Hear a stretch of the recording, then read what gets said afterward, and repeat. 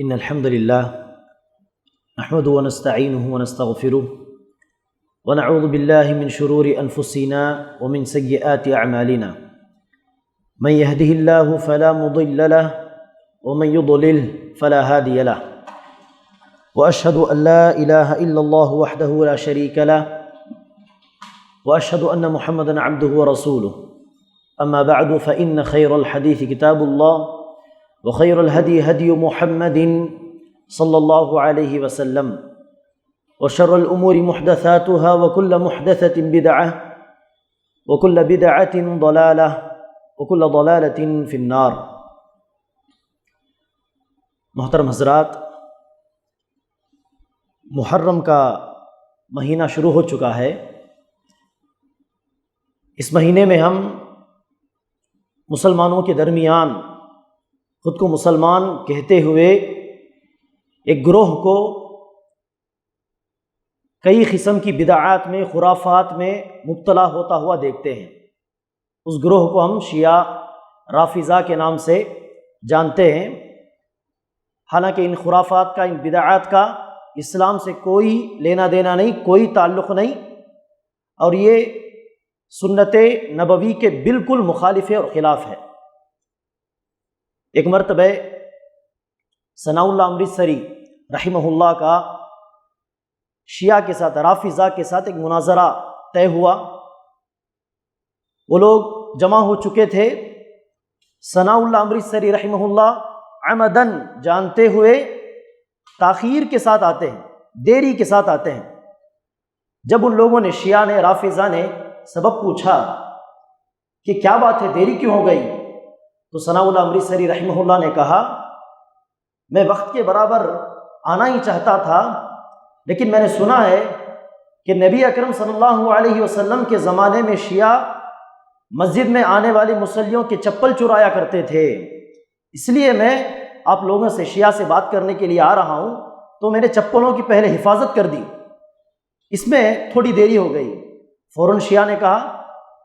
کیسی بات آپ کر رہے ہیں، اللہ کے رسول صلی اللہ علیہ وسلم کے زمانے میں تو شیعہ تھے ہی نہیں۔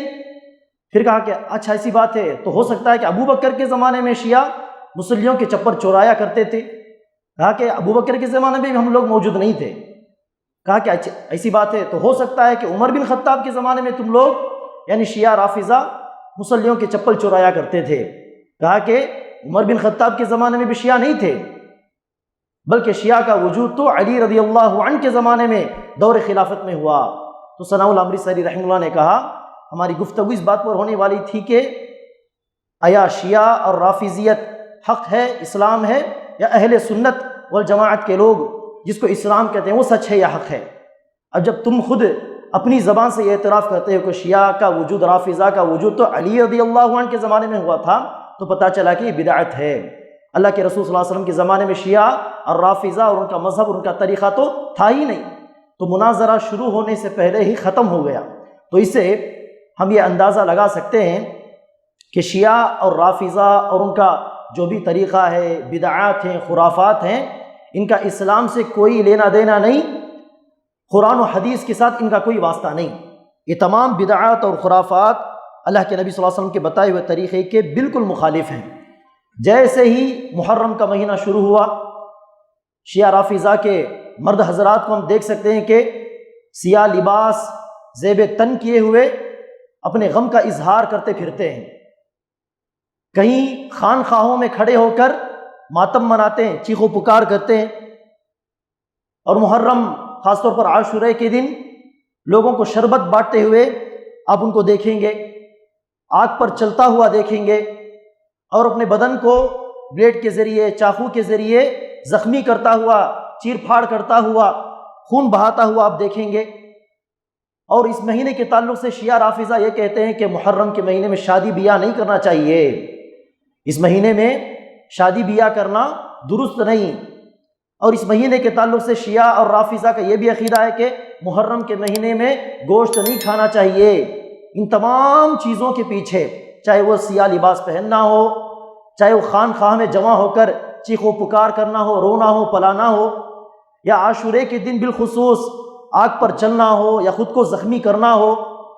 گوشت حرام ہے کہنا ہو، اس مہینے کے اندر شادی بیاہ کرنا حرام ہے کہنا ہو، ان تمام چیزوں کے پیچھے ایک ہی وجہ ہے، ایک ہی سبب ہے، اور وہ ہے شہادت حسین، حسین رضی اللہ عنہ کی شہادت۔ حسین رضی اللہ عنہ کو ظلماً عدواناً قتل کر دیا گیا، بحالت مظلوم حسین رضی اللہ عنہ پیاسی حالت میں وہ شہید کر دیے گئے۔ اسی کو بنیاد بنا کر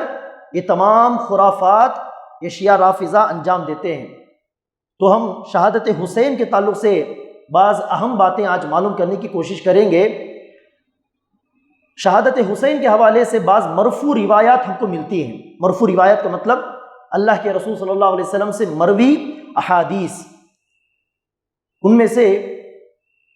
بعض روایتوں کے اندر یہ بات بتلائی گئی کہ جبریل علیہ الصلوۃ والسلام نے آ کر اللہ کے رسول کو شہادت حسین کے تعلق سے بات بتلائی۔ بعض روایتوں میں آتا ہے کہ ایک ایسا فرشتہ جو اس سے پہلے کبھی نازل نہیں ہوا،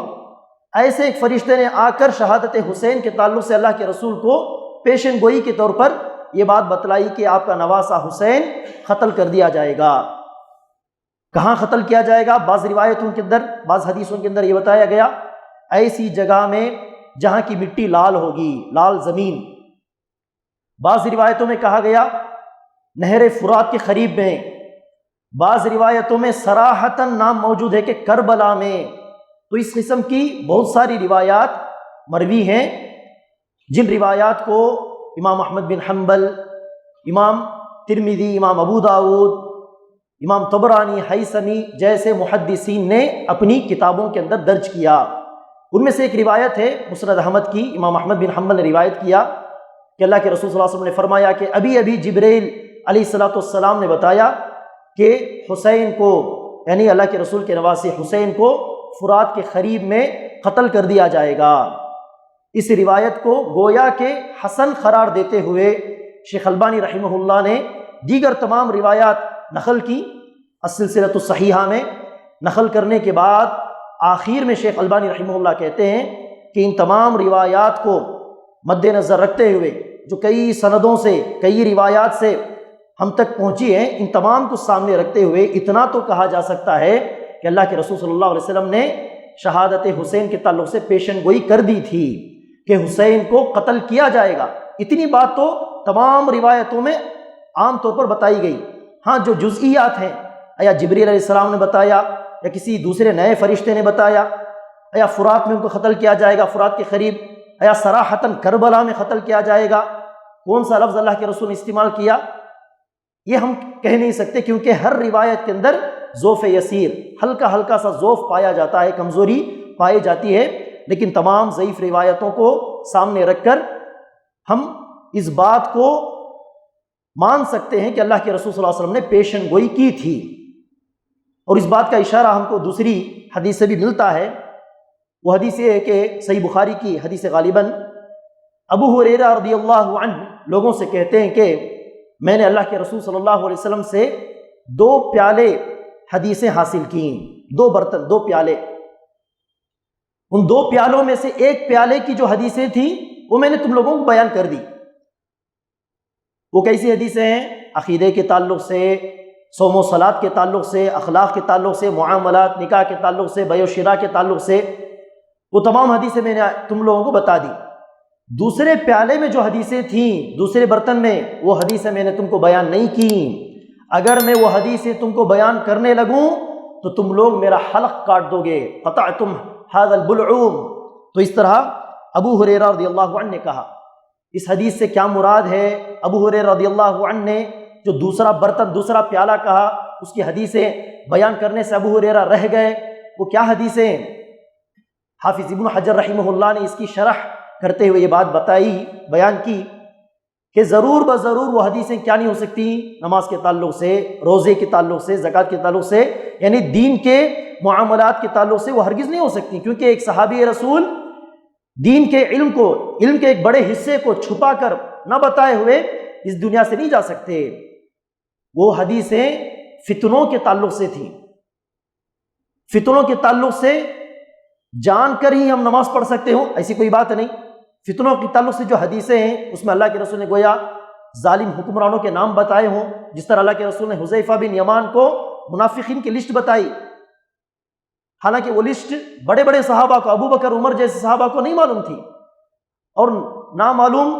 ہونے سے کوئی نقصان بھی نہیں، کیونکہ ان تمام چیزوں کا تعلق ہمارے عقیدے سے نہیں ہے، ہمارے نماز روزے عبادتوں سے نہیں ہے۔ بعض لوگوں کو اللہ کے رسول نے وہ چیزیں بتائیں، کئی لوگوں سے وہ چیزیں اللہ کے رسول نے چھپا دیں۔ تو جس طرح حذیفہ بن یمان کو اللہ کے رسول نے منافقین کے نام بتائے، تو گویا اسی طرح ابو ہریرہ رضی اللہ عنہ کو آگے چل کر آنے والے فتنوں کے تعلق سے، ظالم حکمرانوں کے تعلق سے گویا چند چیزیں بتائی پیشن گوئی کے طور پر۔ ان باتوں کو بیان کرتے ہوئے ابو ہریرہ رضی اللہ عنہ نے خوف محسوس کیا کہ ہو سکتا ہے کہ میں یہ باتیں بیان کروں اور فتنہ پرور لوگ مجھے ختم کر دیں، تو اس لیے انہوں نے ان تمام چیزوں کو چھپا دیا، نہیں بتایا، اور بتانا ضروری بھی نہیں تھا۔ ابو ہریرہ رضی اللہ عنہ کو ایسی چیزیں، ایسی احادیث معلوم تھی، اس بات کی دلیل کیا؟ ایسا نہیں کہ ابو حافظ ابن حجر رحمہ اللہ نے اندھیرے میں تیر پھینکا، نشانے میں لگ گیا تو لگ گیا، ایسی بات نہیں، بلکہ دلیل موجود ہے کہ ایسی باتیں ابو ہریرہ جانتے تھے۔ اس بات کی دلیل کیا؟ ابو ہریرہ رضی اللہ عنہ کے تعلق سے یہ بات ثابت ہے کہ وہ بار بار سن 60 ہجری سے پناہ مانگتے تھے کہ اے اللہ مجھے ہجری 60 سے بچا لے،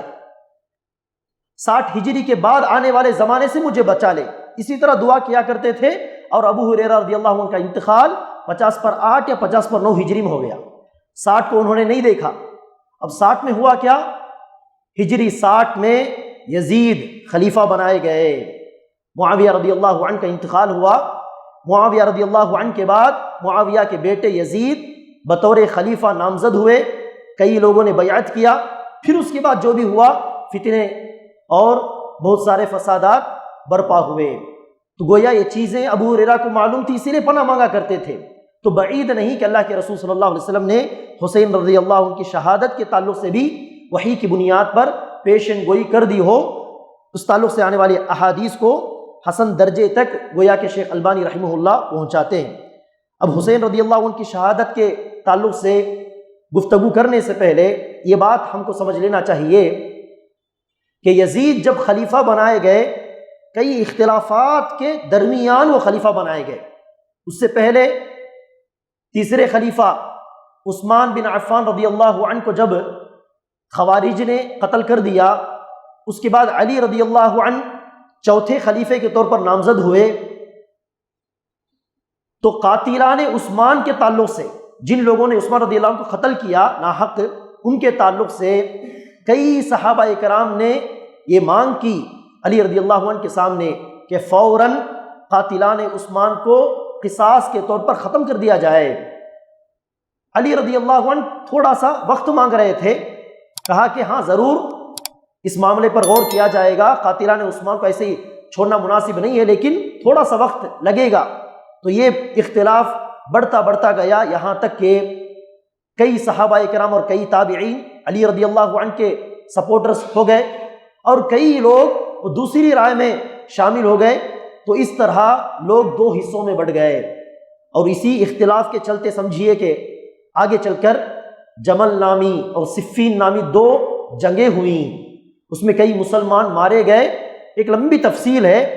لیکن ان تمام چیزوں کے تعلق سے ہمارا یہ موقف ہونا چاہیے کہ صحابہ کرام نے اجتہاد میں غلطی کر دی، غلطی ہو گئی بھی ہو، اللہ تبارک و تعالیٰ ضرور ان صحابہ کرام کو معاف کرے گا، کیونکہ اللہ تبارک و تعالیٰ آگے چل کر، یعنی اللہ کے رسول صلی اللہ علیہ وسلم کی وفات کے بعد کیا کیا ہونے والا ہے، تمام چیزوں کو اللہ تبارک و تعالیٰ بخوبی جانتا ہے۔ لیکن اس کے باوجود اللہ تبارک و تعالیٰ نے اللہ کے رسول صلی اللہ علیہ وسلم کے حیات ہی میں قرآن کی آیتیں نازل فرما کر یہ کہہ دیا کہ رضی اللہ عنہم ورضوا عنہ، اللہ تبارک و تعالیٰ بلا استثناء تمام صحابہ کرام سے راضی ہے۔ اللہ نے یہ نہیں کہا کہ اللہ صحابہ سے راضی ہے سوائے معاویہ کے، سوائے عثمان بن عفان کے، سوائے فلاں کے، اللہ نے کوئی استثناء بیان نہیں کیا، تمام صحابہ کرام سے اللہ راضی ہے، اس کا اعلان کر دیا۔ صحابہ کرام جنتی ہیں، اس کا بھی اعلان کر دیا۔ تو اس طرح بیسیوں بلکہ کئی ڈھیر سارے دلائل ہم کو مل جائیں گے صحابہ کرام کے حوالے سے اللہ تبارک و تعالیٰ کی شہادت کے طور پر۔ تو اللہ تبارک و تعالیٰ جانتا تھا کہ فیوچر میں کیا ہونے والا ہے، لیکن پھر بھی اللہ نے یہ اعلان کر دیا کہ صحابہ کرام کو اللہ کی رضامندی حاصل ہے۔ تو ہمارا یہ ایمان ہونا چاہیے کہ غلطی ہو گئی بھی ہو چند صحابہ کرام سے، لیکن اللہ تبارک و تعالیٰ ضرور ان غلطیوں کو معاف کر دے گا، کیونکہ اللہ نے پہلے یہ اعلان کر دیا کہ اللہ صحابہ سے راضی ہے۔ تو اسی لیے بعد میں ایک عرصے دراز کے بعد ہم اس دنیا میں آ کر صحابہ کے تعلق سے زبان درازی کریں، یہ ہرگز ہرگز درست نہیں ہے، یہ اہل السنہ والجماعہ کا طریقہ نہیں ہے۔ تو اس طرح اختلاف ہوا، بعض لوگ علی رضی اللہ عنہ کے ساتھ چلے گئے، بعض لوگ معاویہ رضی اللہ عنہ کے ساتھ چلے گئے۔ انہی اختلاف کے آگے چلتے ہوئے علی رضی اللہ عنہ کو خوارج میں سے کسی نے قتل کر دیا، عبداللہ بن ملجم نامی ایک آدمی نے۔ اس کے بعد حسن رضی اللہ عنہ خلیفہ بنائے گئے، لیکن حسن رضی اللہ عنہ نے کیا کیا؟ دیکھا کہ لوگ دو حصوں میں بٹے ہوئے ہیں، ایک گروہ معاویہ رضی اللہ عنہ کے پیچھے چل رہا اور ایک گروہ علی رضی اللہ عنہ کے نام سے الگ ہوا ہے۔ تو ان لوگوں کو آپس میں جڑوانا، ان کے درمیان اصلاح پیدا کرنا، یہ ہماری ذمہ داری بنتی ہے۔ یہ سوچتے ہوئے حسن رضی اللہ عنہ نے 6 مہینے کے اندر اندر اپنی خلافت کو معاویہ رضی اللہ عنہ کے سپرد کر دیا۔ علی رضی اللہ عنہ، حسن رضی اللہ عنہ کوفہ میں رہا کرتے تھے آخری زمانے میں، شام میں دمشق میں معاویہ رضی اللہ عنہ، تو خلافت کو معاویہ رضی اللہ عنہ کے حوالے کر دیا۔ اب معاویہ رضی اللہ عنہ نے ایک عرصے دراز تک خلافت کا بوجھ جو ہے سنبھالا، اور مرنے سے پہلے اپنے بیٹے یزید کو بطور خلیفہ اعلان کر کے ہی انہوں نے وفات پائی۔ تو اب پہلے ہی سے معاویہ رضی اللہ عنہ یا ان کے خاندان کے تعلق سے اختلافات موجود تھے امت کے اندر۔ اب ایسے صورتحال میں یزید دوبارہ خلافت میں آتے ہیں، تو وہاں پر بعض صحابہ جیسے عبداللہ بن زبیر، حسین رضی اللہ عنہ، ان صحابہ کرام نے یزید کو بطور خلیفہ قبول نہیں کیا، چونکہ پہلے سے اختلافات چل رہے تھے۔ درمیان میں حسن رضی اللہ عنہ نے آگے بڑھ کر اعلیٰ ظرفی کا مظاہرہ کرتے ہوئے خلافت کو سپرد کر دیا معاویہ کے ہاتھوں میں، لیکن بعض صحابہ کرام کو یہ چیز منظور نہیں تھی۔ تو یہ اختلاف یزید کی خلافت کے دور خلافت میں زمانے میں گویا پھر دوبارہ ظاہر ہوا۔ بعض صحابہ نے یزید کی خلافت کو تسلیم نہیں کیا، ان میں سے حسین رضی اللہ عنہ بھی ایک ہے۔ تو ایسے صورتحال میں کوفہ سے، عراق کے اندر ایک بستی ہے کوفہ بصرہ، تو کوفہ سے بہت سارے لوگوں نے، جو لوگ کہ علی رضی اللہ عنہ کو چاہتے تھے، حسن حسین کو چاہتے تھے، وہ نہ معاویہ رضی اللہ عنہ کی خلافت سے راضی تھے، نہ معاویہ کے بعد یزید کی خلافت سے وہ راضی ہیں۔ تو ایسے شیعہ نے، رافضہ نے حسین رضی اللہ عنہ کے نام ڈھیر سارے خط لکھے، خط لکھ کر ان کو کوفہ بلایا، کہا کہ ہم یزید کی خلافت سے ذرا برابر راضی نہیں، ہم آپ کو چاہتے ہیں، آپ خلافت کے زیادہ مستحق ہیں، آپ کوفہ چلے آئیے، ہم آپ کے ہاتھوں میں بیعت کر لیں گے اور آپ کو خلیفہ بنا لیں گے، خلیفہ تسلیم کر لیں گے۔ اس طرح بہت سارے خطوط آنے لگے۔ تو حسین رضی اللہ عنہ نے اپنے چچا زاد بھائی مسلم بن عقیل کو کوفہ بھیجا، کہا کہ جاؤ دریافت کرو، تحقیق کرو کہ واقعی وہاں کے لوگ مجھے بلا رہے ہیں، کیا واقعی وہاں کے باشندوں نے خود خطوط میرے نام بھیجے۔ مسلم بن عقیل کوفہ گئے، وہاں پوچھ تاچھ کیا، تحقیق کیا، تو پتہ چلا کہ ہاں وہاں کے لوگوں نے حسین رضی اللہ عنہ کو خط بھیجے ہیں، اور یہاں کے لوگ حسین رضی اللہ عنہ کو چاہتے ہیں اور ان کو خلیفہ کے طور پر بنانا چاہتے ہیں، وہ یزید سے راضی نہیں۔ تو مسلم بن عقیل نے یہ خبر حسین رضی اللہ عنہ کو بھیجی کہ ہاں یہ بات سچ ہے، آپ چاہے تو نکل کر آ سکتے۔ تو حسین رضی اللہ عنہ جیسے یہ بات پہنچی، یہ خبر پہنچی، اکیلے نہیں نکلے بلکہ اپنے ساتھ اپنے خاندان والے، اپنے چچا زاد بھائی کے خاندان والے، اس طرح تقریباً 80 لوگوں کو لے کر حسین رضی اللہ عنہ روانہ ہوئے۔ اس وقت کئی صحابہ کرام نے حسین رضی اللہ عنہ کو جانے سے روکا، کہا کہ مت جائیے، اس طرح جانا درست تو نہیں ہے۔ جن صحابہ اکرام نے حسین رضی اللہ عنہ کو جانے سے روکا، ان صحابہ اکرام میں سے ابن عباس آتے ہیں، ابن عمر رضی اللہ عنہما، ابو سعید الخدری، مسور بن مخرمہ، اور اسی طرح جابر بن عبداللہ رضی اللہ عنہما، عبداللہ بن زبیر، ان تمام صحابہ کرام نے حسین رضی اللہ عنہ کو جانے سے روکا، کہا کہ مت جائیے، یہ فتنہ ہے، فساد ہے، مت جائیے۔ ابن عباس سے آئے کہ ابن عمر نے کہا کہ آپ کے دادا یعنی اللہ کے رسول صلی اللہ علیہ وسلم کو اللہ تبارک و تعالیٰ نے کہا کہ دنیا چاہیے آخرت چاہیے، آپ کے دادا نے آخرت کو تسلیم کیا، دنیا کو چھوڑ دیا، تو آپ دنیا کے پیچھے مت جائیں، خلافت کے پیچھے، حکومت کے پیچھے مت جائیں۔ لاکھ سمجھایا، لیکن اللہ تبارک و تعالیٰ کا فیصلہ تھا، تقدیر تھی، وَكَانَ أَمْرُ اللَّهِ قَدَرًا مَقْدُورًا۔ حسین رضی اللہ عنہ اپنے پورے خانوادے کو لے کر تقریباً 80 لوگوں کو لے کر وہ کوفہ کی طرف چل پڑے، روانہ ہو گئے۔ اب یہ حسین رضی اللہ عنہ کی اجتہادی غلطی تھی۔ حسین رضی اللہ عنہ نے اس معاملے میں گویا اجتہاد کیا، شاید انہوں نے یہ سوچا کہ یزید سے زیادہ میں خلافت کا حقدار ہوں، اور یزید کوئی بڑے اللہ والے بھی نہیں تھے، عبادت میں، تقوی پرہیزگاری میں زیادہ مشہور بھی نہیں تھے، تو گویا انہوں نے یہ سوچا ہوگا کہ یزید کے مقابلے میں خلیفہ بنوں گا تو مسلمانوں کی زیادہ بھلائی ہوگی، تو اس لیے خلیفہ بن کر لوگوں کی بھلائی کریں گے، خدمت کریں گے، دین کی خدمت کریں گے، تو اس طرح ہو سکتا ہے کہ انہوں نے سوچا ہو۔ لیکن ایک بندہ خلیفے کے طور پر موجود ہے اور کئی لوگوں نے خلافت کے لیے بیعت بھی کر لیا ہے، تو ایسے میں خلاف ورزی کرنا درست نہیں تھا، لیکن اجتہادی غلطی ہو گئی حسین رضی اللہ عنہ سے۔ ایسی اجتہادی غلطی تو ان سے افضل صحابہ کرام سے ہوئی، حسین رضی اللہ عنہ سے افضل علی رضی اللہ عنہ، علی رضی اللہ عنہ سے افضل عثمان بن عفان، ان سے افضل عمر بن خطاب۔ ایسے صحابہ کرام سے بھی مسائل میں، احکام کے تعلق سے اجتہادی غلطیاں ہوئی ہے۔ اجتہادی غلطی ہو جائے تو گناہ کی بات نہیں ہے، اجتہاد میں صحیح رزلٹ مل جائے تو 2 نیکیاں، اجتہاد کیا، صحیح بات معلوم کرنے کی کوشش کی لیکن رزلٹ غلط نکلا تو بھی 1 نیکی پکی ہے۔ اللہ کے نگاہ میں اجتہاد کرنے والا عالم گنہگار نہیں ہوتا، تو حسین رضی اللہ عنہ گنہگار نہیں تھے، اجتہادی غلطی ہوئی، صحابہ کرام نے روکا لیکن نہیں رکے، لوگوں کو لے کر وہ کوفہ کی طرف روانہ ہو گئے۔ اب یہاں مکے سے یہ لوگ روانہ ہوئے، دوسری طرف شام میں یزید موجود تھے۔ جیسے ہی ان کو پتہ چلا کہ کوفہ کے لوگ حسین کو خطوط وغیرہ لکھ کر بلا رہے ہیں، ہو سکتا ہے کہ حسین بھی روانہ ہو کر کوفہ آ جائیں، جیسے یہ بات معلوم ہوئی تو یزید نے اپنے گورنر کو، بدبخت گورنر جس کا نام تھا عبید اللہ بن زیاد، اس کو کوفہ کی طرف بھیجا کہ جاؤ دیکھو وہاں کیا ماجرا ہے، جا کے وہاں حسین کو روکو، کہو کہ اس طرح خلافت کے لیے بیعت نہ لے، پہلے سے یزید خلیفہ کے طور پر موجود ہے، لوگوں نے بیعت بھی کی ہے، اس دوران آپ بیعت نہ لیں، اس طرح جاؤ اور روکو۔ تو روکنے کے لیے یزید نے عبید اللہ بن زیاد کو بھیجا۔ اب عبید اللہ بن زیاد کوفہ آ کر پہنچتا ہے، وہاں کے لوگوں کے حالات اس نے معلوم کیے، تو وہاں کوفے کے لوگ، وہ شیعہ جنہوں نے خط وغیرہ لکھ کر حسین رضی اللہ عنہ کو بلوایا،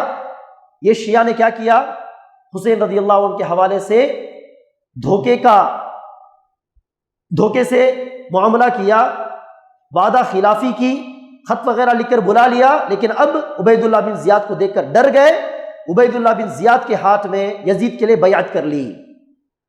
جب یہ معاملات مسلم بن عقیل نے وہاں رہ کر دیکھا تو انہوں نے دیکھا کہ معاملات بگڑ رہے ہیں،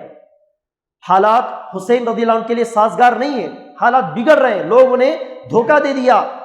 کوفے کے لوگوں نے وعدہ خلافی کر دی، اب حسین رضی اللہ عنہ آئیں گے تو کوفے کے لوگ ان کے لیے کھڑے نہیں ہوں گے، ساتھ نہیں دیں گے۔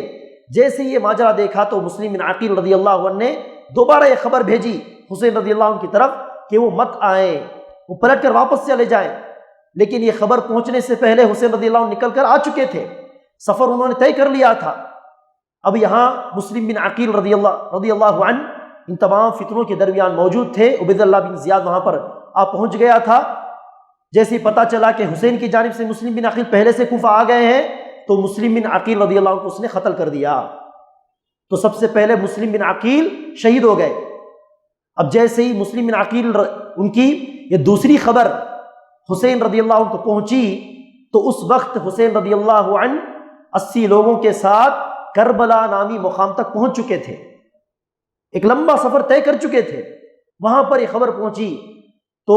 حسین رضی اللہ عنہ نے لوگوں سے دریافت کیا اس جگہ کا نام کیا ہے، لوگوں نے کہا کربلا،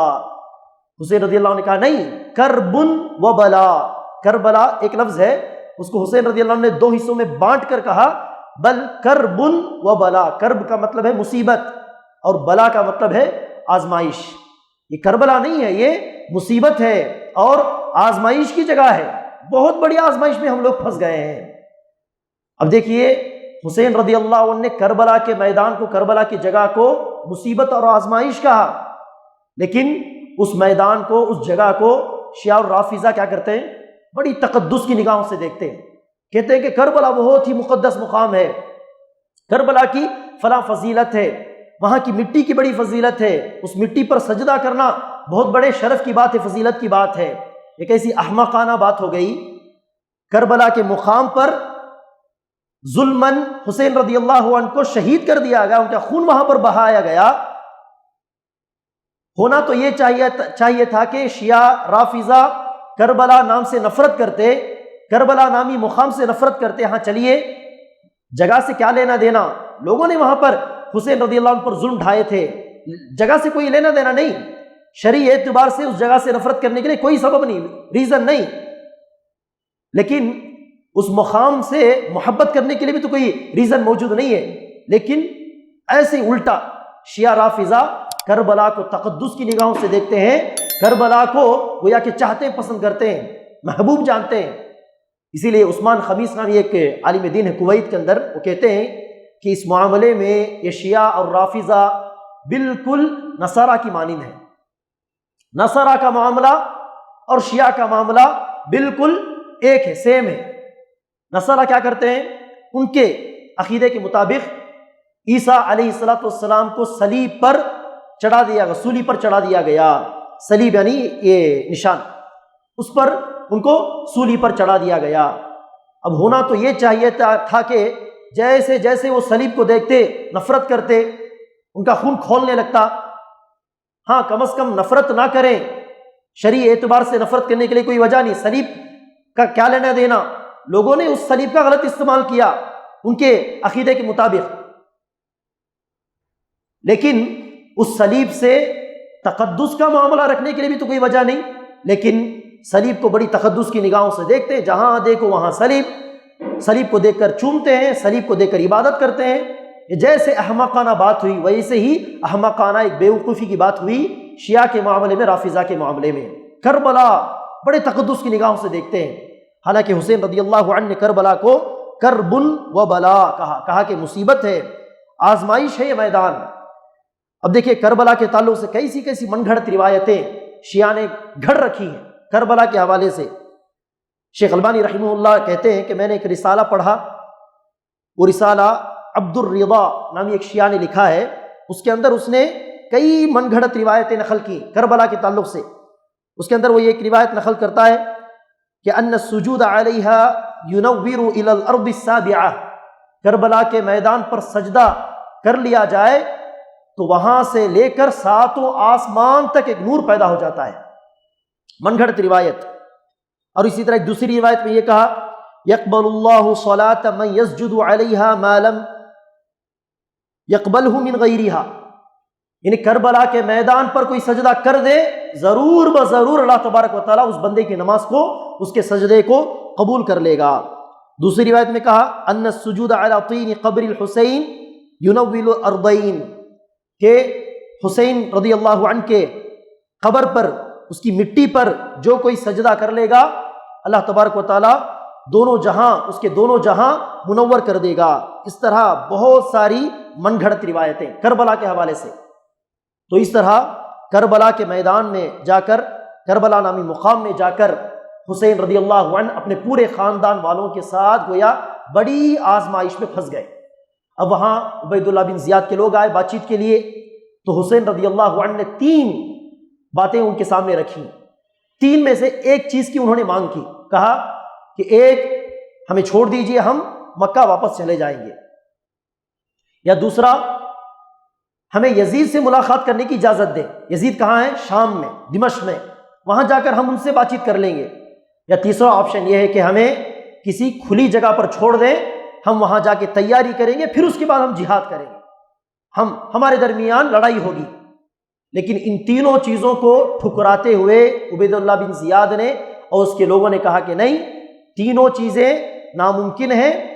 فوراً ابھی کے ابھی یزید کو بطور خلیفہ تسلیم کرنا ہوگا، یزید کے لیے فوراً اب بیعت کر لیں اور ہمارے ماتحدہ بن جائیں، اس کے سوا کوئی آپشن نہیں۔ تو اس طرح کہہ کر جب انہوں نے انکار کیا تو فوراً ان لوگوں کو قتل کرنا شروع کیا، یہاں تک کہ حسین رضی اللہ عنہ سمیت 80 کے 80 لوگوں کو انہوں نے ظلماً قتل کر کے ختم کر دیا۔ اتنے لوگوں کو وہاں پر کربلا نامی مقام پر انہوں نے شہید کر دیا۔ واقعی یہ واقعہ اہل بیت سے محبت رکھنے والے ہر مسلمان کے لیے ایک عظیم سانحہ ہے، ایک عظیم مصیبت ہے۔ ہمیں رنج ہے، ہمیں غم ہے کہ اللہ کے رسول صلی اللہ علیہ وسلم کے نواسے، جن کے تعلق سے اللہ کے رسول صلی اللہ علیہ وسلم نے کہا حسن حسین کے حوالے سے، ہما ریحانتای من الدنیا، حسن حسین دونوں اس دنیا میں میرے لیے پھول کی مانند ہیں، خوشبو کی مانند ہیں۔ ایک دوسری صحیح روایت کے اندر اللہ کے رسول نے کہا سیدہ شباب اہل الجنہ، حسن اور حسین دونوں جنت کے نوجوانوں کے سردار ہیں۔ دوسری حدیث میں اللہ کے رسول نے کہا من احبہما احبنی،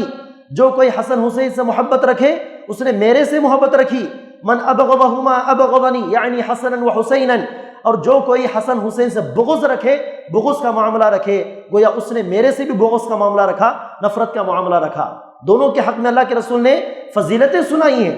اللہ کے رسول صلی اللہ علیہ وسلم کے نواسے تھے حسن حسین رضی اللہ عنہما،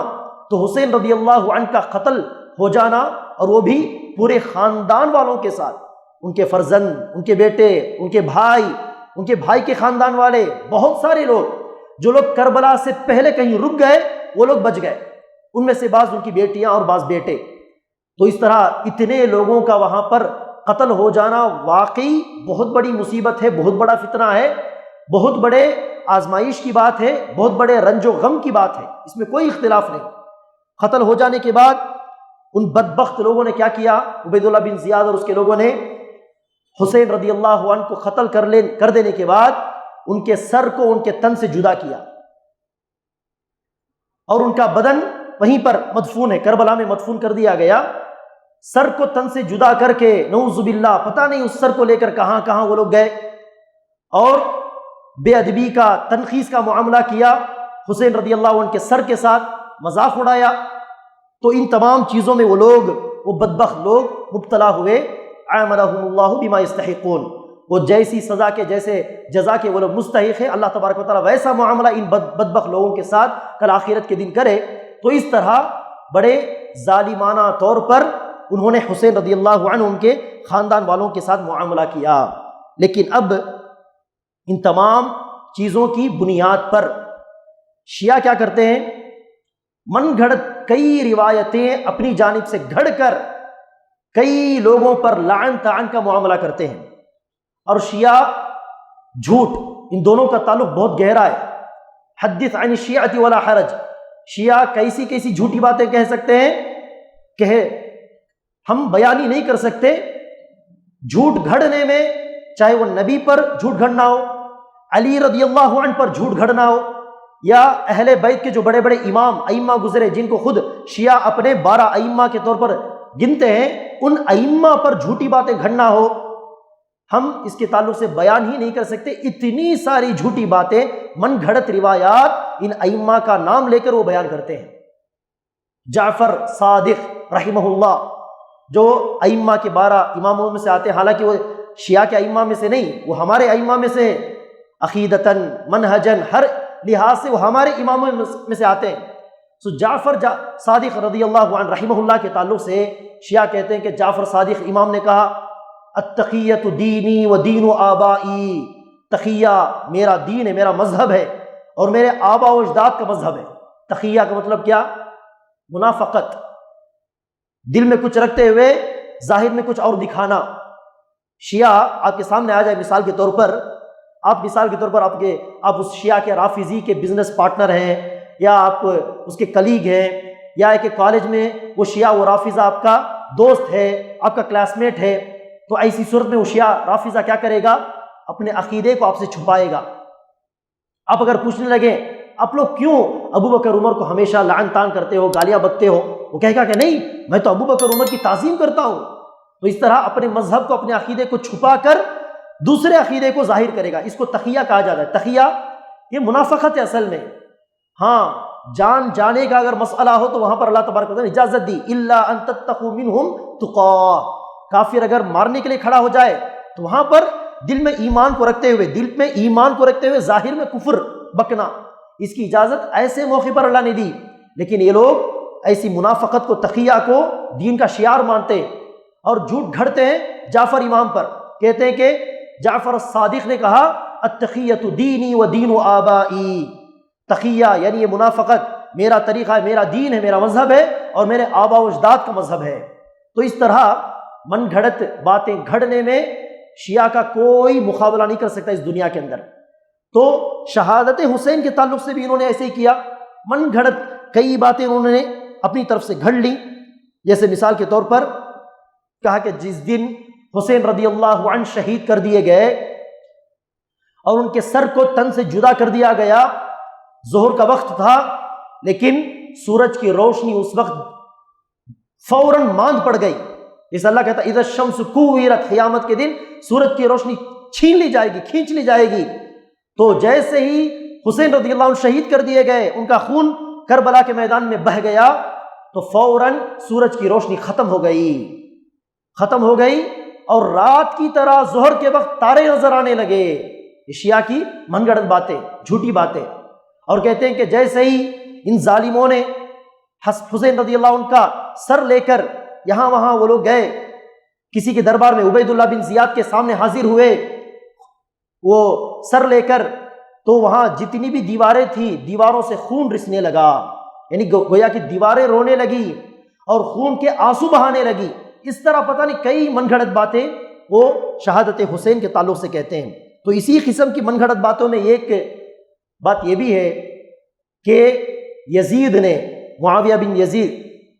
معاویہ نے حسین رضی اللہ عنہ کو قتل کرنے کا حکم دیا۔ قتل کے حکم کے ساتھ ہی یزید نے عبید اللہ بن زیاد کو کوفہ بھیجا تھا۔ یا کہ یہ کہنا کہ قتل ہو جانے کے بعد یزید بہت خوش ہوا، ہنسنے لگا، یا کہ یہ کہ یزید کے دربار میں حسین رضی اللہ عنہ کا سر لایا گیا، یعنی شام میں، دمشق میں، حالانکہ وہاں تک کسی نے حسین رضی اللہ عنہ کے سر کو لے کر سفر نہیں کیا، یہ بھی جھوٹی بات ہے۔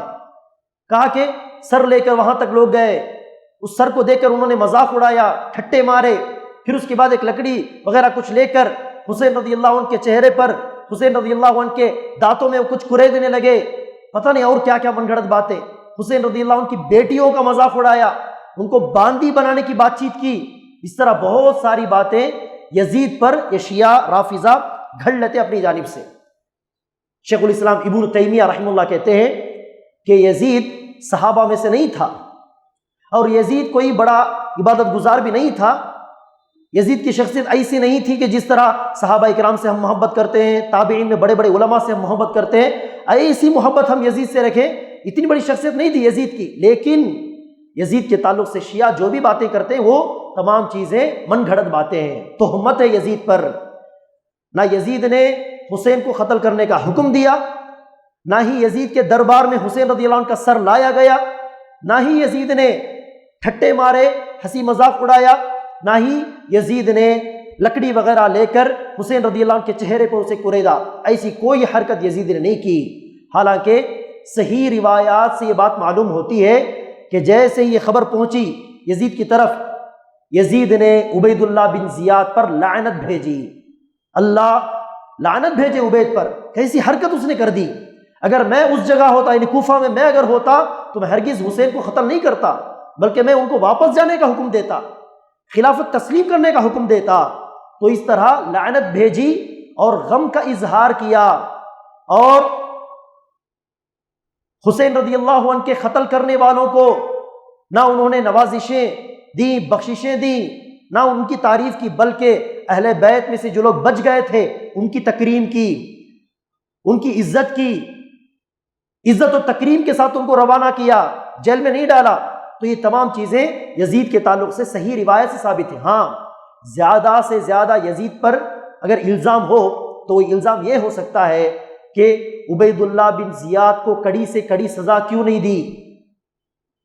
عبید اللہ بن زیاد نے بغیر یزید کے حکم کے اتنی بڑی حرکت کر دی، نعوذ باللہ، رسول کے نواسے کو ختم کر دیا اور سر کو تن سے جدا کر دیا۔ ایک معمولی مسلمان کا سر بھی تن سے جدا نہیں ہونا چاہیے مرنے کے بعد۔ اللہ کے رسول نے کہا جس طرح زندہ ہوتے ہوئے ایک مسلمان کی حرمت ہے، میت کی حالت میں بھی مسلمان کی وہی حرمت ہے۔ تو میت ہے، اس بنیاد پر اس کی ہڈی کو توڑنا، اس کے بدن کو کاٹنا یہ جائز نہیں۔ مسلمان کو چھوڑیے، کافر بھی ہو تو اس طرح کرنا جائز نہیں۔ اللہ کے رسول صلی اللہ علیہ وسلم نے کہا جنگ کے دوران دشمن کو قتل کر دو تو مصلح نہیں کرنا چاہیے، یعنی دشمن کو ختم کر دینے کے بعد اس کے سر کو کاٹنا، اس کے اعضاء کو، کان کو قطر دینا، ناک کو قطر دینا، انگلیاں قطر دینا، اس طرح کی حرکت تو کافر کے حق میں بھی ناجائز ہے۔ تو ایسے میں اللہ کے رسول کے نواسے کے ساتھ ایسے مصلح کا حرکت انہوں نے کیا ہے تو بہت بڑی بری بات ہے، یہ بہت بڑا کبیرہ گناہ ہے، اہل بیت کے ساتھ بہت ظالمانہ حرکت ہے، اس میں کوئی اختلاف نہیں۔ لیکن ایسی حرکت اس نے کی عبید اللہ بن زیاد نے، تو ایسے گورنر کو کم از کم وہ معزول کر دیتے، اس کی پوسٹنگ سے اس کو دور کر دیتے، لیکن ایسا بھی نہیں کیا۔ تو زیادہ سے زیادہ الزام یزید پر یہ آتا ہے کہ انہوں نے عبید اللہ بن زیاد کے خلاف کڑی کارروائی نہیں کی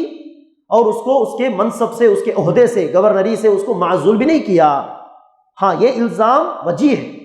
واقعی یہ ویلڈ الزام ہے یزید کے اوپر، اتنا تو الزام عائد ہوتا ہے۔ اور یزید کے تعلق سے یہ بات بھی ہم ذہن میں رکھیں کہ تمام چیزوں کی بنیاد پر یزید سے بغض رکھنے کے لیے کوئی ہمارے پاس قوی مضبوط وجہ نہیں، کیونکہ یزید نے قتل کرنے کا حکم نہیں دیا، اور جیسے بڑے بڑے علماء اور صحابہ کرام سے ہم محبت کرتے ہیں اس طرح محبت کرنے کے لیے یزید کی شخصیت اتنی بڑی بھی نہیں تھی۔ لیکن ہاں یزید پر لعنت بھیجنا، یزید کو جو ہے کافر بتانا، یہ تمام چیزیں حد سے تجاوز کرنے والی باتیں ہیں، لمٹ کراس کرنے والی باتیں ہیں۔ انڈائریکٹلی اگر کہا جائے تو یزید کے تعلق سے ہم یہ امید رکھ سکتے ہیں کہ اگر عبید اللہ بن زیاد کے خلاف کڑی کارروائی نہ کرتے ہوئے یزید نے اگر حق تلفی کی ہو، کچھ گناہ کا کام بھی کیا ہو، تو اللہ تبارک و تعالیٰ ان کو معاف کرے۔ کیوں؟ کیونکہ اللہ کے رسول صلی اللہ علیہ وسلم نے کہا قسطنطنیہ کی جانب، جس کو کانسٹنٹی نوپل وغیرہ کچھ کہا جاتا ہے، قسطنطنیہ جو کہ اس زمانے میں روم کا، یعنی سپر پاور روم کا مرکز تھا، ہتھیار، آرمی، تمام چیزیں وہیں پر موجود تھیں۔ اللہ کے رسول نے کہا جو میری امت کا جو گروہ سب سے پہلے قسطنطنیہ کی جانب چڑھاؤ کرے گا، حملہ کرے گا، مغفور لہم، اللہ ان کے گناہوں کو معاف کرے گا، وہ جنتی ہیں۔ یہ کام کب ہوا؟ سب سے پہلے معاویہ رضی اللہ عنہ کے زمانے میں۔ معاویہ رضی اللہ عنہ نے لوگوں کو بھیج کر سب سے پہلے چڑھائی کے حملہ کیا، اور اس گروہ میں، اس جیش میں، یعنی اس آرمی میں یزید ہی جو ایک کمانڈر کے طور پر تھے۔ تو انڈائریکٹلی ہو سکتا ہے کہ فضیلت ان کو حاصل ہو، تو ہمیں چاہیے کہ ہم یزید کے خلاف لعن طعن کرنے سے پرہیز کریں، اور محبت کرنے کے لیے بھی کوئی بڑی وجہ بھی نہیں ہے، بس وہ عام مسلمانوں کی طرح ہیں، عام مسلمانوں کی طرح ہیں۔ تو اس طرح یزید کے تعلق سے ہم لعن طعن سے گریز کرنا چاہیے۔ اچھا، اس طرح حسین رضی اللہ عنہ کو قتل کیا گیا ظالمانہ طور پر۔ اب اس کے بعد یہ ماتم کا جو سلسلہ چل پڑا ہے، سیاہ لباس پہن لینا، خود کو زخمی کرنا، چیخو پکار کرنا، خون بہانا، اس پر آگ پر چلنا، یہ تمام چیزیں جس کو ماتم کہا جاتا ہے، سوگ منانا، یہ تمام چیزیں کب رائج پائیں اس امت کے اندر؟ تحقیق سے پتہ چلتا ہے کہ حسین رضی اللہ عنہ کا قتل ہوا تھا 60 پر 1 ہجری، 60 پر 1 ہجری میں ان کا قتل ہوا، یہ واقعہ ہوا اس کے تقریباً 300 سال بعد، یعنی 350 پر 1 ہجری میں، 350 پر 1 ہجری میں ایک شیعہ رافضہ بادشاہ آتا ہے جس کا نام تھا معز الدولہ۔ اس نے سب سے پہلے سلسلہ شروع کیا، کہا کہ عاشورہ آنے والا ہے، عاشورے کے دن ہی حسین کو قتل کیا گیا تھا رضی اللہ عنہ، تو اس دن عورتیں گھر سے باہر آئیں گی۔ دیکھیں کیسے شیعہ لوگوں نے، رافضہ لوگوں نے عورتوں کے اندر فحش کو عام کیا، کہا کہ عورتیں بے پردہ گھر سے باہر آئیں گی، بکھرے ہوئے بالوں کے ساتھ باہر آئیں گی، اور اپنے گال پیٹیں گی، اپنے بدن کو زخمی کریں گی، اپنے کپڑے کو پھاڑ لیں گی، اور حسین حسین چیخ چیخ کر حسین رضی اللہ عنہ کی شہادت کو یاد کریں گی، اور اپنے غم کا اظہار کریں گی، سوگ منائیں گی، ماتم منائیں گی۔ تو اس طرح اس نے حکم دیا، اور سمجھیے کہ بادشاہ کے حکم کو لے کر ڈر کر لوگوں نے چاہتے ہوئے، بعض لوگوں نے نہ چاہتے ہوئے اس حکم کی تعمیل کی، ماتم منایا۔ تو اس طرح اس کی شروعات ہوئی عاشورے کے دن۔ آگے چل کر اس کے بعد ایک بادشاہ آیا، وہ بھی شیعہ تھا، رافضہ تھا، جس کا نام تھا عضد الدولہ، اس کا لقب۔ اس نے کیا کیا، ان چیزوں کو اور بڑھاوا دینے کے لیے اور اس کو دائمی حیثیت دینے کے لیے، مسلسل یہ چیزیں ہوتی رہیں، دائمی حیثیت دینے کے لیے اس نے کیا کیا، مشہد علی، مشہد حسین کے نام سے دو درگاہ گویا بنائے۔ درگاہ کہہ سکتے ہیں اس چیز کو، مشہد علی، مشہد حسین۔ کہا کہ یہاں پر علی رضی اللہ عنہ کا جسم مدفون ہے، یہاں پر حسین کا جسم مدفون ہے۔ کتنی بڑی جھوٹی بات ہوئی ہے۔ علی رضی اللہ عنہ کوفہ میں قتل کیے گئے، کوفہ میں قتل کیے گئے۔ قتل کرنے والے تھے خوارج۔ تو صحابہ کرام اور دیگر جو بھی مسلمان تھے ان کو یہ ڈر لاحق ہوا کہ قتل کرنے کے بعد یہ خوارج علی رضی اللہ عنہ کا شریف بھی لے جائیں گے اور گستاخی کریں گے، کچھ بھی بے حرمتی کریں گے۔ اس لیے علی رضی اللہ عنہ کے جسم کو لے کر فوراً بعض لوگ نکل پڑے کہیں دور دراز جا کر دفن کرنے کے لیے۔ دوران سفر علی رضی اللہ عنہ کا جسم غائب ہی ہو گیا۔ غائب ہو گیا مطلب کیا، لے کر جانے والے لوگوں میں سے بھی بعض لوگوں نے خفیہ طور پر، بالکل خفیہ طور پر ان کے جسم کو لے جا کر کہیں دفن کر دیا، تاکہ خود نکلنے والوں کو پتہ نہ چلے، تاکہ خوارج کو پتہ نہ چلے، تاکہ وہ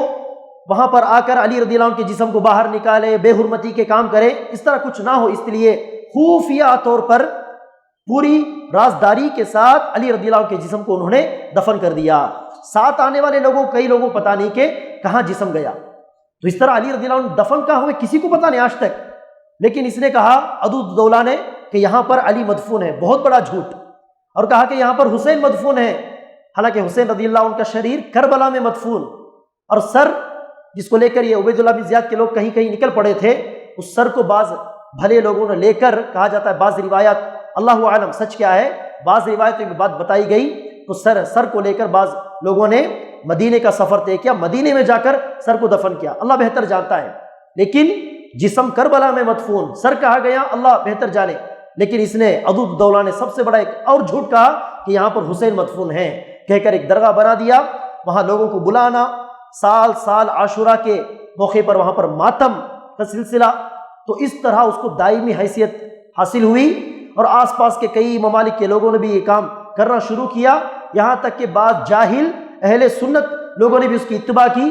پنج تن پاک، اس طرح کے اگر پنجے چڑھانا اور علاوہ کے اوپر چلنا، اس طرح بہت ساری بدعتوں میں، خرافات میں بعض سنی حضرات نے بھی حصہ لینا شروع کر دیا۔ تو اس طرح یہ ماتم کا سلسلہ عام ہوا، جو کہ 100% اللہ کے نبی صلی اللہ علیہ وسلم کی تعلیمات کے بالکل خلاف۔ اللہ کے نبی صلی اللہ علیہ وسلم نے کہا لا يحل لامرأة تؤمن بالله واليوم الآخر ان تحد على احد فوق 3 الا على زوج۔ کسی مسلمان عورت کے لیے جائز نہیں کہ کسی کے انتقال پر 3 دن سے زیادہ وہ سوگ منائے۔ سوگ منانے کا مطلب کیا ہے، اگر کسی کے گھر میں کسی قریب کا رشتہ دار کا انتقال ہو گیا، سمجھے کہ 2 دن پہلے انتقال ہوا،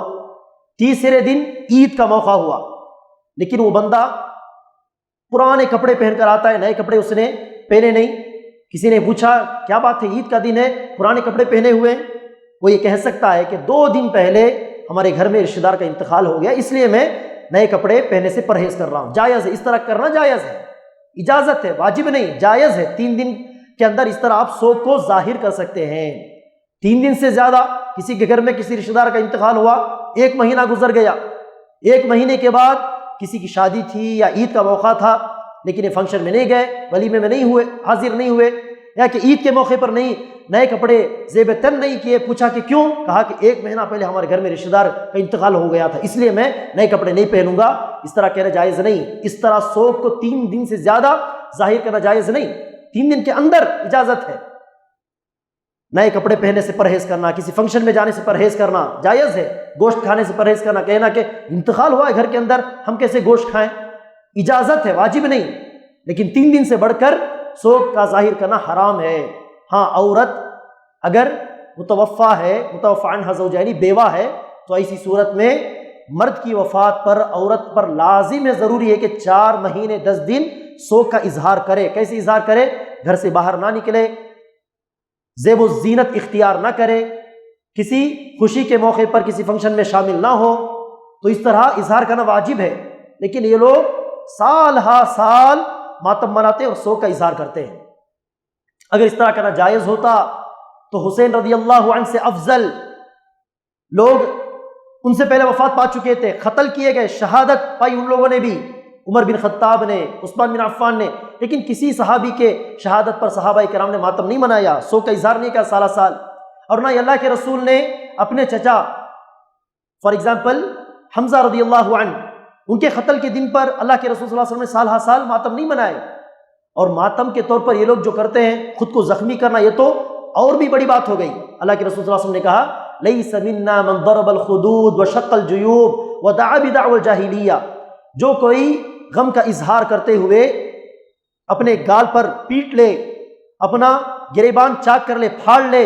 اور جاہلیت کے انداز میں چیخو پکار کر کے رونے لگے، وہ ہم میں سے نہیں، وہ مسلمان نہیں۔ تو بالکل اللہ کے رسول صلی اللہ علیہ وسلم کے اس بتائے ہوئے طریقے کی خلاف ورزی کرتے ہوئے